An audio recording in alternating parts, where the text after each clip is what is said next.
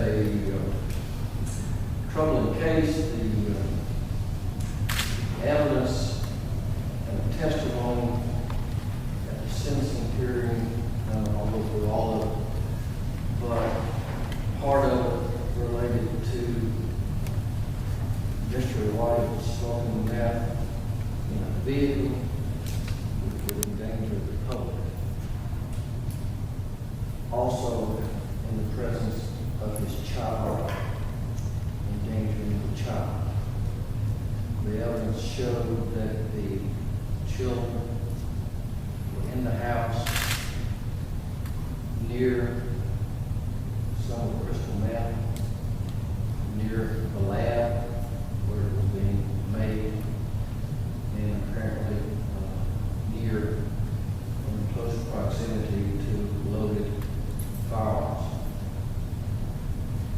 There was evidence of chemical burn suits, evidence of numerous previous hooks for manufacturing of the crystal meth, evidence of 22 prior hooks, evidence showed a video surveillance system at the house, scales, all of which would lead one to believe that there was a cooking for the purpose of sale.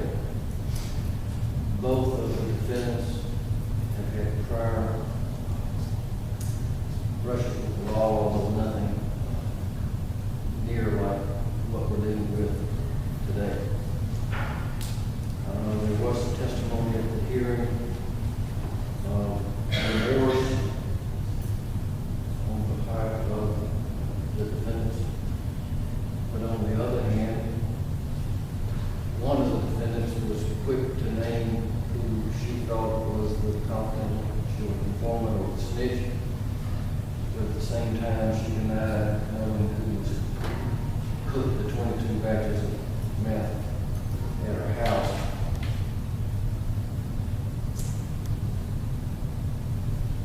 The grandparents testified that they had been in the house and had not noticed any changes in the behavior of either of the defendants, although I think both defendants testified they were using every day. True, the grandparents weren't there in the house all the time, and I'm not sure that grandparents would necessarily know what a crystal meth looks like if they saw it. They may not even know the significance of a crystal meth generator that's in a plastic bag, or maybe not even recognize what a crystal meth pipe is. I do agree that the defendants need treatment, but it's also my belief that justice requires that there be substantial consequences for criminal behavior. The state has dropped or not pursued enhancement charges related to the presence of loaded firearms in the house, and has also agreed not to pursue any other charges, substantive charges, as I recollect, relating to the possession aspects. So we're dealing with 3 charges here today: possession of precursor chemicals with the intent to manufacture, possession of greater than 1/10 gram and less than 2 grams, and the child endangerment charges.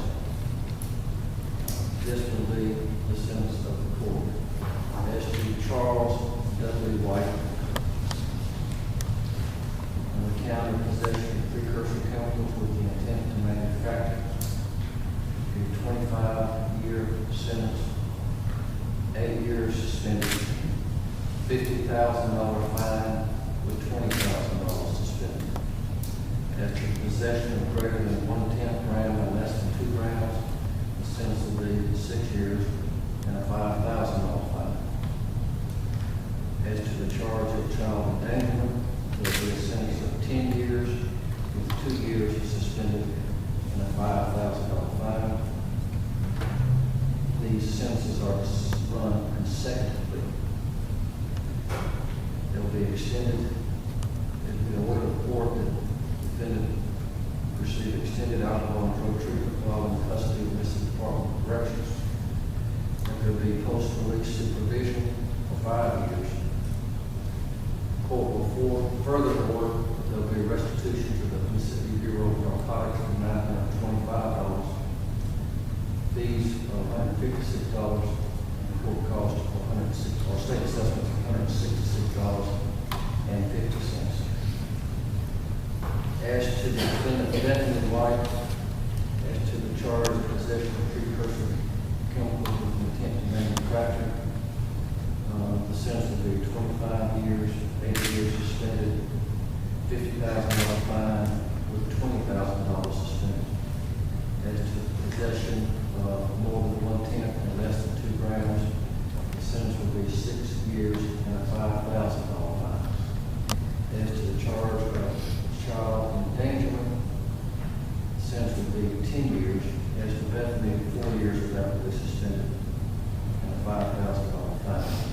I'll also order extended alcohol and drug treatment, post-release supervision of 5 years, restitution to the Bureau of Narcotics for $925, court costs and fees of $156 plus $166.50, and that sentence also will run consecutively. That will give order